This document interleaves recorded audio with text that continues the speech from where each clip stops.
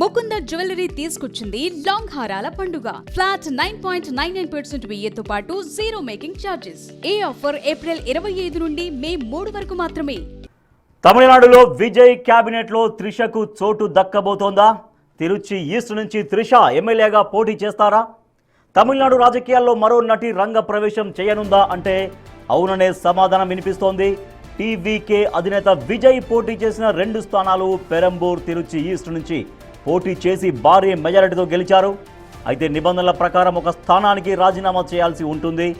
చెన్నై సిటీకి దగ్గరగా ఉండడంతో విజయ్ పెరంబూరు నియోజకవర్గ ఎమ్మెల్యేగా కొనసాగే అవకాశాలే ఎక్కువగా ఉన్నాయి. దీంతో విజయ్ తిరుచి ఈస్టుకు రాజీనామా చేస్తే ఆ స్థానానికి మరోసారి ఎన్నిక జరగనుంది.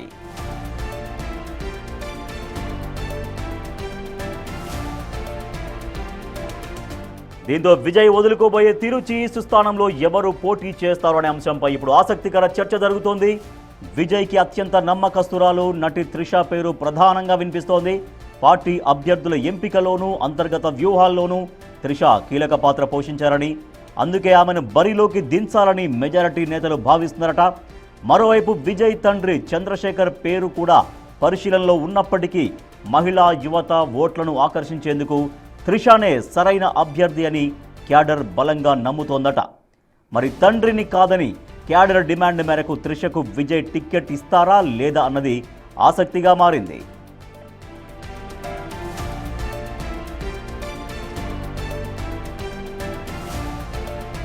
ఒకవేళ త్రిష ఈ ఉప ఎన్నికల్లో పోటీ చేసి గెలిస్తే విజయ్ ఏర్పాటు చేయబోయే క్యాబినెట్లో ఆమెకు కీలక మంత్రి పదవి దక్కే అవకాశం ఉందనే ప్రచారం కూడా జరుగుతోంది. ఇప్పటికే రాజకీయాల్లో క్లీన్ ఇమేజ్తో దూసుకుపోతున్న టీవీకే ఈ వ్యూహాత్మక అడుగులతో ప్రత్యర్థులకు చెక్ పెట్టాలని చూస్తోంది. విజయ్ త్వరలోనే తన నిర్ణయాన్ని అధికారికంగా ప్రకటించనుండడంతో తిరుచి ఈస్ట్ నియోజకవర్గం ఇప్పుడు తమిళ రాజకీయాలకు కేంద్ర బిందువుగా మారింది.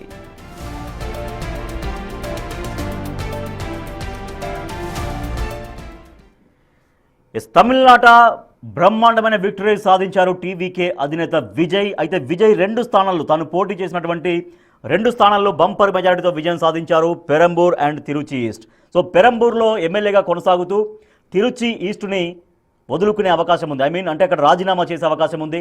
సో రాజీనామాతో ఖాళీ కాబోయేటువంటి ఆ ప్లేస్లో నటి త్రిష పోటీ చేయబోతున్నారా అనేటువంటి చర్చ ఇప్పటికే జోరుగా సాగుతోంది. మా ప్రతినిధి దామోదర్ మరింత సమాచారం అందిస్తారు. దామోదర్, విజయ్ తిరుచి ఈస్ట్ వదులుకోబోతున్నట్టుగా అంచనా వ్యక్తమవుతోంది. సో అదే జరిగితే కనుక అక్కడ త్రిషానే రంగంలోకి దిగబోతున్నారా?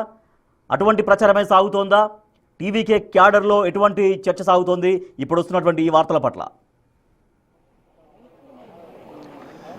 రాజేష్, తమిళనాడు ఎన్నికల్లో మెజార్టీకి పూర్తి స్థాయిలో 10 స్థానాల దూరంలో విజయ్ ఆగిపోయినప్పటికీ టీవీకే పార్టీనే అతిపెద్ద పార్టీగా అవతరించడంతో ప్రస్తుతం ఆయన ఏదైతే గవర్నర్కు ఒక మెయిల్ కూడా పంపాడో ఇందులో భాగంగా తనను ఏదైతే ప్రభుత్వం ఏర్పాటుకు అపాయింట్మెంట్ ఇవ్వాలి, అదేవిధంగా తనను ప్రభుత్వం ఏర్పాటుకు అవకాశం ఇవ్వాలంటూ పిలిచాడు. తర్వాత శాసనసభ పక్ష సమావేశాన్ని తన పార్టీ కార్యాలయంలో నిర్వహించాడు. ఈ సందర్భంగా సుమారు 2.5 గంటల పాటు పార్టీలో ఎమ్మెల్యేలుగా గెలిచిన వారితో పాటు పార్టీ క్యాడర్తో సమావేశమైనాడు. ఆ తర్వాత ఏదైతే తూర్పు తిరుచి 2 స్థానాల్లో విజయం సాధించిన విజయ్ తూర్పు తిరుచి స్థానానికి రాజీనామా చేస్తున్నట్లు కూడా ప్రకటించారు. ఇందుకు సంబంధించి రాజీనామా లేఖను కూడా పంపిన నేపథ్యం. మొత్తం మీద చూస్తే ప్రస్తుతం పెరంబదూరు నుంచి ఆయన ప్రాతినిధ్యం వహించడానికి సిద్ధమయ్యాడు.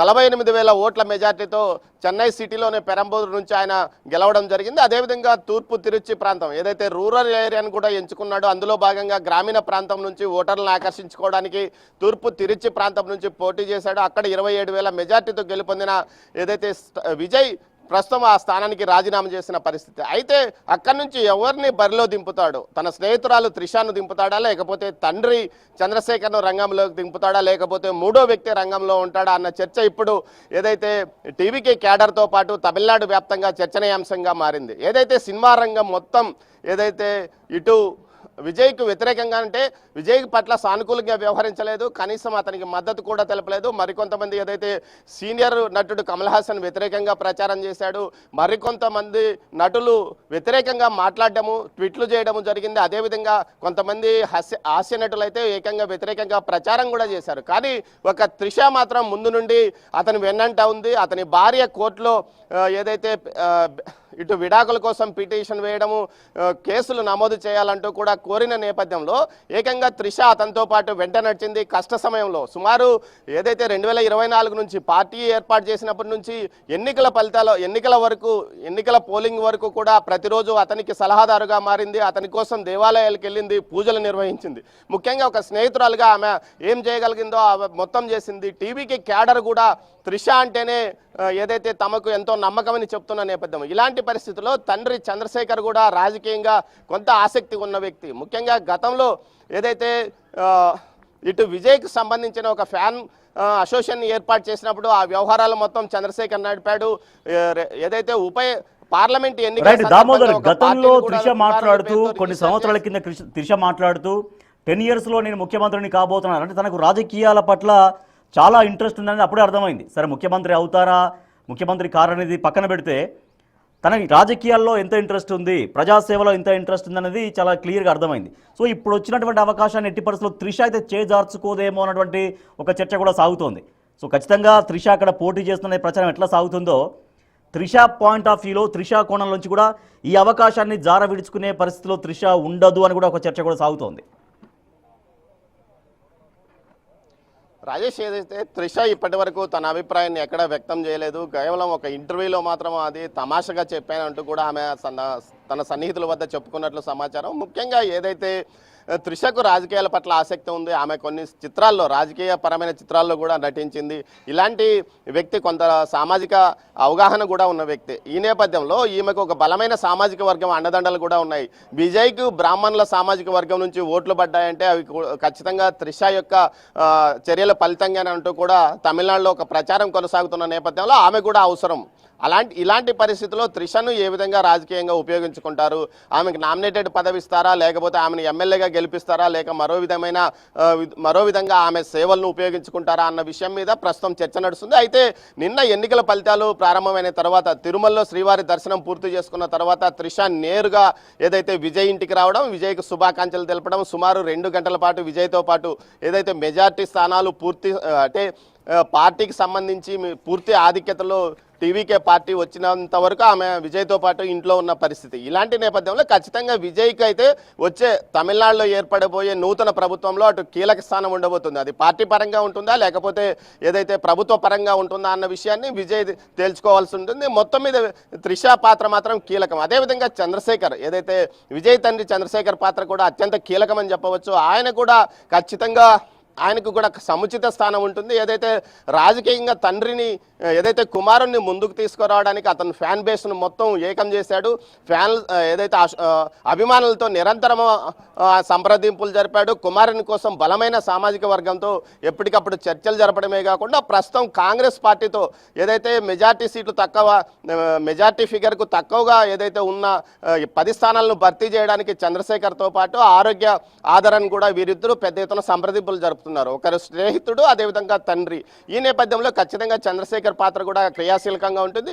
అతన్ని బరిలో దింపే అవకాశం ఉంటుందా, లేకపోతే వీరిద్దరిని దించడం వల్ల విమర్శలు వస్తాయని మూడో వ్యక్తిని ఎవరినైనా బరిలో దింపే అవకాశం ఉంటుందా అన్న చర్చ కూడా నడుస్తుంది. మొత్తం మీద అయితే రాజీనామా ఈ రోజే ప్రకటించాడు తూర్పు తిరుచి స్థానానికి. మరోవైపు కాంగ్రెస్ పార్టీ కూడా ఏదైతే డిఎంకే కూటమిలో ఉన్నప్పటికీ ఇప్పటి వరకు గెలిచిన వారు కానీ ఎవరు స్టాలిన్తో టచ్లోకి వెళ్ళలేదు. ఏదైతే డిఎంకే కూటమిలో ఉన్న మిగతా పార్టీలకు సంబంధించిన వారంతా స్టాలిన్ను ఆయన నివాసంలో కలిసి సంప్రదింపులు జరుపుతున్నారు. కానీ కాంగ్రెస్ పార్టీకి సంబంధించిన నేతలు కానీ గెలిచిన 5 మంది ఎమ్మెల్యేలు కూడా ఏదైతే స్టాలిన్ను కలవకపోవడంతో ఏదైతే కాంగ్రెస్ పార్టీ ఖచ్చితంగా ఇద్దరు కనిపిస్తున్నారు విజయ్కి. సో ఇక్కడ ఎవరిని పిక్ చేసుకున్నా మళ్ళీ ఒకరి నుంచి కొంత అసంతృప్తి వచ్చే అవకాశం ఖచ్చితంగా ఉంటుంది. అంటే త్రిషని కన్విన్స్ చేయడం కంటే తండ్రిని కన్విన్స్ చేయడం ఏమన్నా విజయ్కి ఈజీగా కనపడుతోందా? ఎందుకంటే త్రిష అన్ని తానై కొంత నడిపించారు. అది వాస్తవానికి మీరు అన్నట్టుగా ఎన్నో విమర్శలు వచ్చాయి విజయ్ పట్ల. తన వ్యక్తిగత జీవితం విషయంలో కూడా ఎన్నో వివాదాలు అవన్నీ వచ్చినప్పటికీ కూడా, విమర్శలు వచ్చినప్పటికీ కూడా త్రిష అండగా నిలబడారు. ఈ మధ్యకాలంలో తన భార్య సంగీత వచ్చి బాహాటంగా కొన్ని వ్యాఖ్యలు చేసిన తర్వాత కూడా వెంటనే ఇద్దరు కలిసి ఒక పెళ్లికి అటెండ్ అయ్యారు. ఇద్దరు ఒకే రకమైన రంగు దుస్తులు ధరించి అటెండ్ కావడం కూడా అప్పుడు తీవ్ర చర్చనీయాంశం అయింది. అయితే ఇంత వెంట నడిచినటువంటి త్రిషని కాదని తండ్రికి ఇస్తాడా, తండ్రినే కొంత కన్విన్స్ చేయొచ్చేమో అనేటువంటి చర్చ కూడా నడుస్తుంది ఒక సెక్షన్లో. రాజేష్, ఏదైతే ఈ కుటుంబ సమస్యగానే ఇది చూడొచ్చు, కాకపోతే తండ్రి చంద్రశేఖర్ పాత్ర కూడా అత్యంత కీలకమని చెప్పవచ్చు. ముఖ్యంగా కుమారుడి కోసం అతను తన కెరీర్ని పూర్తిగా వదులుకున్న పరిస్థితి. ఏదైతే సినీ దర్శకుడుగా నిర్మాతగా తను అనేక కష్టాలు భరించి కుమారుడిని సినీ అరంగేటం చేయించాడు. అదేవిధంగా ఈ స్థాయికి రావడానికి తండ్రి పాత్ర చాలా కీలకం.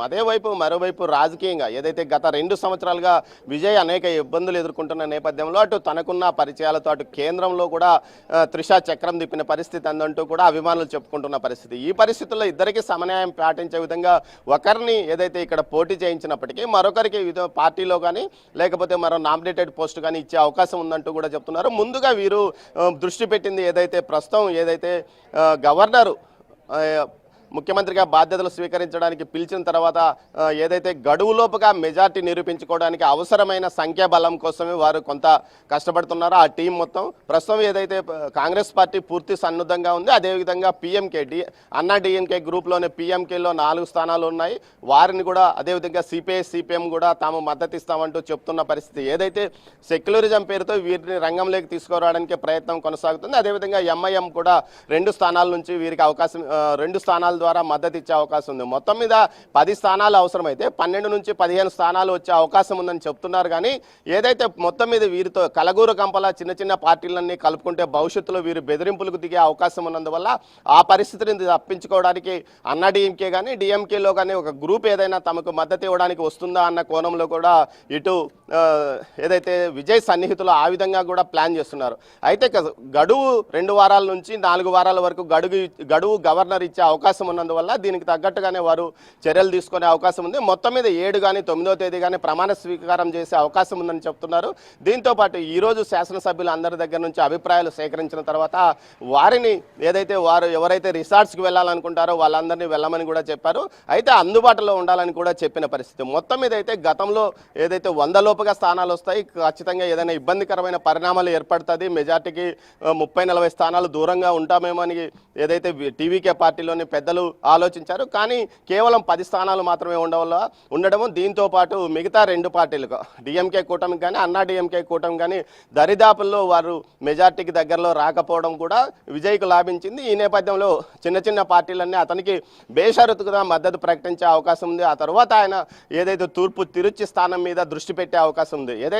ఇప్పుడు రాజీనామా చేసిన తర్వాత 3 నెలల నుంచి 6 నెలల గడువు ఉంటుంది. ఆ గడువు లోపల ఉప ఎన్నికలు జరగడానికి ఆ గడువు లోపల అతను ఈ అభ్యర్థిని నిర్ణయించుకునే అవకాశం ఉంటుందని చెప్తున్నారు. Rajesh, right, thank you Damodar.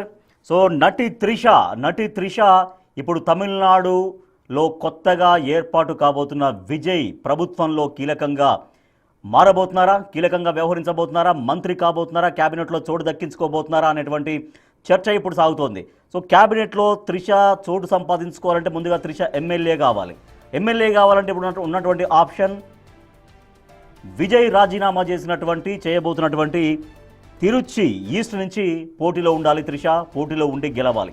So ఇప్పుడు త్రిష తర్వాత విజయ్ తండ్రి చంద్రశేఖర్ కూడా తన ఆసక్తి కనబరుస్తున్నారు. సో విజయ్ ఎవరి వైపు మొగ్గు చూపిస్తారన్నది ఇప్పుడు ఇంట్రెస్టింగ్గా మారింది. ఇప్పటికే త్రిష వైపే విజయ్ మొగ్గు చూపవచ్చు, త్రిషను క్యాబినెట్కి తీసుకోవచ్చు, త్రిషను డిప్యూటీ సీఎం చేయొచ్చు, త్రిషను మంత్రి చేయొచ్చు. ఇలా రకరకాలుగా ఇప్పటికే అనేక చర్చలు రాజకీయ వర్గాల్లో సాగుతూ ఉన్నాయి. త్రిష అయితేనే యువతకి మహిళలకి కొంత వెల్ నోన్ కాబట్టి యువత మహిళల ఓట్లు చాలా కీలకంగా ఆకర్షించడానికి త్రిష ఇమేజ్ పనికొస్తుంది, త్రిష సినీ గ్లామర్ పనికి వస్తుందని ఒక అటువంటి చర్చ అయితే సాగుతోంది. బట్ ఇప్పటికే విజయ్ దానిపైన దృష్టి సారించారని చెప్పలేము. ఎందుకంటే ముందుగా ప్రభుత్వం ఏర్పాటు చేయాలి, ఆ హడావిడిలో ఆ బిజీలో విజయ్ ఉండి ఉంటారు. బట్ వెంటనే జరుగుతున్న చర్చ ఏంటంటే విజయ్ ఇప్పుడు కంపల్సరీ ఒక స్థానానికి రాజీనామా చేయాలి కాబట్టి తూర్పు తిరుచికి రాజీనామా చేస్తున్నట్టుగా విజయ్ ప్రకటించినట్టుగా తెలుస్తోంది. దీంతో 6 monthsలో అదే ప్లేస్లో ఉప ఎన్నికలు జరుగుతాయి. ఆ ఉప ఎన్నికల్లో త్రిషానే ఉండబోతున్నారు. త్రిషానే అక్కడి నుంచి త్రిషను గెలిపించుకొని త్రిషను క్యాబినెట్లోకి తీసుకోబోతున్నారు విజయ్ అన్నటువంటి చర్చ మాత్రం సాగుతూ ఉంది. సో ఎందుకంటే త్రిష టీవీకే పార్టీ ఆవిర్భావం దగ్గర నుంచి విజయ్కి సన్నిహితంగా ఉంటున్నారు. విజయ్ కష్ట నష్టాల్లో తోడుగా నడుస్తున్నారు. విజయ్ తన వ్యక్తిగత జీవితం, వివాహ జీవితానికి సంబంధించి కూడా కొన్ని వివాదాలు, కొన్ని విమర్శలు ఉన్నాయి. విజయ్ భార్య సంగీత వీళ్ళిద్దరిపైన బాహాటంగానే విమర్శలు చేశారు. ఒక నటితో సంబంధం కలిగి ఉన్నాడు విజయ్ అంటూ చాలా తీవ్రమైన ఆరోపణలు చేశారు. సో అంతకు ముందు నుంచే త్రిష విజయ్ ఇద్దరు కలిసి తిరగడం అనేది సో అందరికీ తెలిసిన విషయమే. సో తర్వాత కూడా ఇంకా వాళ్ళు అలాగే కలిసి కొనసాగుతున్నారు, ఒక స్నేహితురాలుగానే కొనసాగుతున్నప్పటికి కూడా త్రిష దీంట్లో కీ రోల్ పోషించబోతున్నారు, త్రిషను క్యాబినెట్లోకి తీసుకోబోతున్నారు విజయ్ అనే చర్చ మాత్రం జోరుగా సాగుతోంది. బట్ ఇక ఫాదరా, ఫ్రెండా, తండ్రా, స్నేహితురాలా ఎవరిని పిక్ చేసుకోబోతున్నాడు విజయ్ అనేది చాలా ఇంట్రెస్టింగ్గా మారింది.